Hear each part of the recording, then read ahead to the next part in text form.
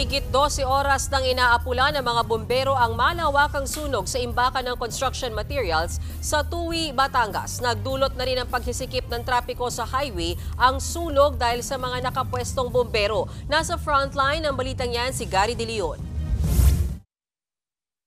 Kita sa drone shot na ito ang lawak ng sunog sa 1 hektaryang lupa na junkyard sa Maharlika Highway sa Tuwi, Batangas. Mataas at mga palang usok mula sa sunog. Natupok ang mga nakaimbak na construction material. Pila-pila mga fire truck na umaapulan sa apoy. Nagdoble kayod naman ang mga bombero sa pag-apulan ng apoy. Alas 10 ng umaga nang magsimulang sumiklab ang apoy na mabilis kumalat sa mga materyales. Sabi ko, parang may nasusunog. Sabi ng pisa ko, parang sunog na tubuhan lang. Tapos ngayon, mayroon tumalsik na mga apoy dito sa katabi ng truck. Highly flammable na mga materyales ang nasunog. Kaya naman mabilis nilaman ng apoy ang mga ito. Agad inakat sa ika-4 na alarma ang sunog.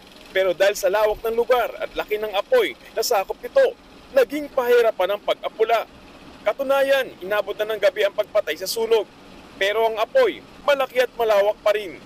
Mga nakaroon yung cable wires, mga PVC at mga nakaimbak na lumang sasakyan ang ilan sa mga nasusunog dito sa lugar. Kaya pahirapan ng mga bombero sa pag-apula nito. Gumamit pa ang mga bombero ng foam chemical para apulayin ng apoy. Nadamay sa sunog ang isang bahay na nasa tabi ng imbakan at nagsisilbing silungan ng mga trabahador. Naputol din ang supply ng kuryente at signal ng wifi sa lugar. Sa gitna nagmula ang apoy. Kumalat na ako dahil maikainitan kanina. Dahil sa tindi ng sunog, inabot ng 1 kilometro ang haba ng traffic sa Maharlika Highway. Stranded ang mga truck ng tubo at gasolina dahil sarado at okupado ng mga bombero ang kalsada. Delikado rin ang lugar sa mga oil tanker kaya pinatigil muna sa highway ang mga truck. Sa kabila ng lawak ng apoy, sinabi ng BFP Batangas na kontrolado na ang apoy at hindi na ito kakalat pa. Wala naman nasaktan sa insidente at patuloy pa rin ang pag-apula sa apoy. Nagbabalita mula sa frontline, Gary De Leon, News 5.